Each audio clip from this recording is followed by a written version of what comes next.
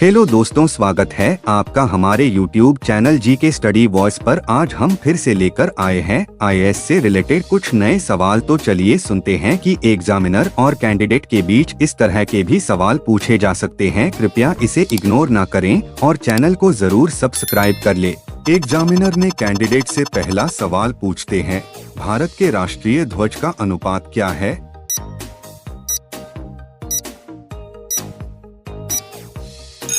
Candidate इस सवाल का जवाब में बोलती है, सर भारत के राष्ट्रीय ध्वज का अनुपात 3:2 है। एग्जामिनर ने कैंडिडेट से फिर अगला सवाल पूछते हैं, मोहनदास करमचंद गांधी को महात्मा की उपाधि किसने दी थी?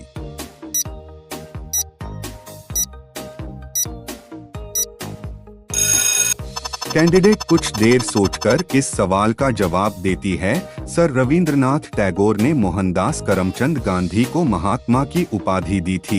एग्जामिनर ने कैंडिडेट से फिर अगला सवाल पूछते हैं, पेसमेकर का संबंध शरीर के किस अंग से है?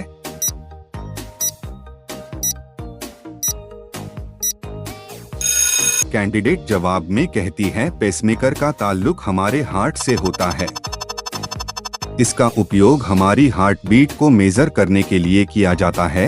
एग्जामिनर फिर अगला सवाल करता है, वो कौन सी चीज है जो सुबह हरी, दोपहर को काली, शाम में नीली और रात को सफेद दिखाई देती है?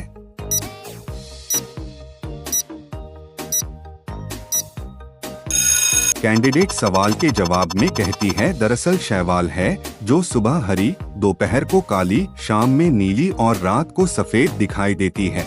एग्जामिनर ने कैंडिडेट से फिर अगला सवाल पूछते हैं, ऐसा कौन सा पेड़ है जिस पर सिर्फ एक बार ही फल लगते हैं?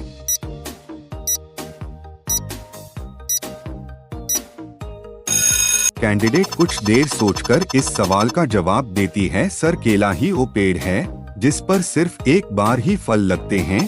एग्जामिनर ने फिर से कैंडिडेट से अगला सवाल पूछते हैं, वो कौन है जिसे जिंदा होने पर दफनाया और मरने पर निकाल लिया जाता है?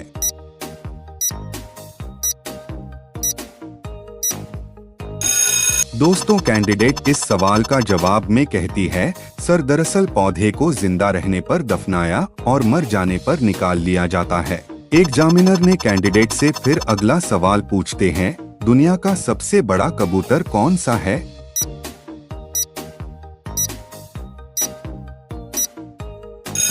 कैंडिडेट कुछ देर सोचकर इस सवाल का जवाब देती है, सर दुनिया का सबसे बड़ा कबूतर विक्टोरिया क्राउन है। दोस्तों, यह सवाल आपके लिए है। आप बताइए कि भारत का राष्ट्रीय पक्षी किसको कहा जाता है?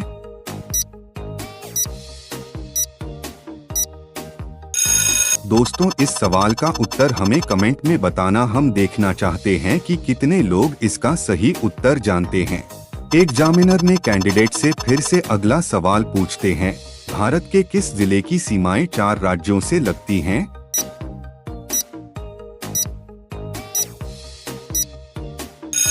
कैंडिडेट बोलती है, सर सोनभद्र भारत का एकमात्र जिला है जो मध्य प्रदेश, छत्तीसगढ़, झारखंड और बिहार के 4 राज्यों को जोड़ता है।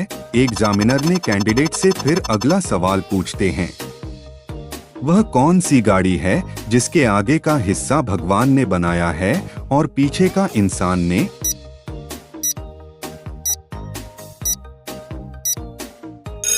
कैंडिडेट कुछ देर सोचकर इस सवाल का जवाब देती है, सर ऊंट गाड़ी होगा जिसके आगे का हिस्सा भगवान ने बनाया है और पीछे का इंसान ने।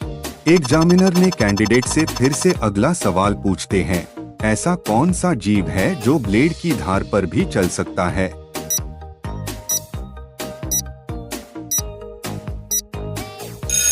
कैंडिडेट कुछ देर सोचकर इस सवाल का जवाब देती है, सर घोंघा एक ऐसा जीव है जो बिना घायल हुए ब्लेड की धार पर भी चल सकता है। एग्जामिनर ने कैंडिडेट से फिर अगला सवाल पूछते हैं, दुनिया में सबसे मीठा दूध किस जानवर का होता है?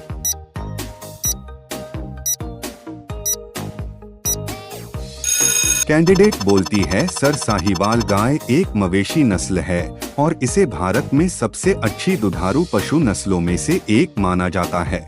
एग्जामिनर ने कैंडिडेट से फिर अगला सवाल पूछते हैं, ऐसी कौन सी चीज है जो जितनी ज्यादा फैलती है उतनी कम दिखाई देती है?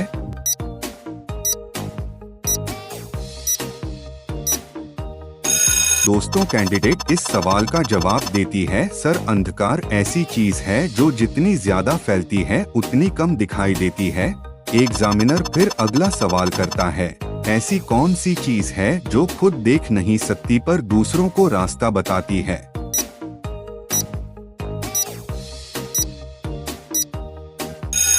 दोस्तों कैंडिडेट कुछ देर सोचकर इस सवाल का जवाब देती है, सर राहचल ऐसी चीज है जो खुद देख नहीं सकती पर दूसरों को रास्ता बताती है। एग्जामिनर ने कैंडिडेट से फिर अगला सवाल पूछते हैं, किस देश में रविवार की छुट्टी नहीं होती है।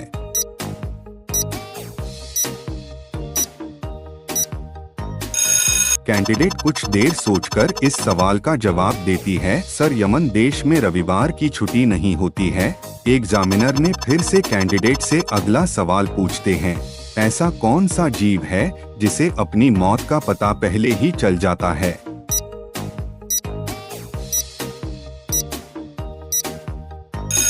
कैंडिडेट सवाल के जवाब में कहती है, सर बिच्छू ही जीव है जिसे अपनी मौत का पता पहले ही चल जाता है।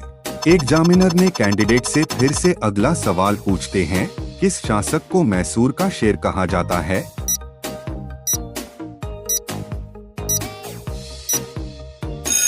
कैंडिडेट कुछ देर सोचकर इस सवाल का जवाब देती है, सर टीपू सुल्तान को मैसूर का शेर कहा जाता है। एग्जामिनर ने कैंडिडेट से फिर अगला सवाल पूछते हैं, भारत के किस राज्य में सबसे ज्यादा संख्या में रेलवे ट्रैक मौजूद है।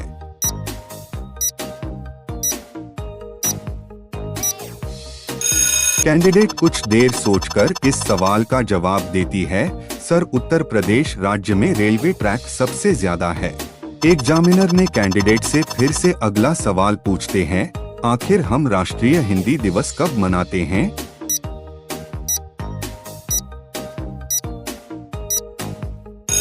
कैंडिडेट कुछ देर सोचकर इस सवाल का जवाब देती है, सर हम 14 सितंबर को हर साल हिंदी दिवस मनाते हैं। एग्जामिनर ने कैंडिडेट से आखिरी सवाल पूछते हैं, फांसी के सजा के बाद पेन की निब क्यों तोड़ दी जाती है।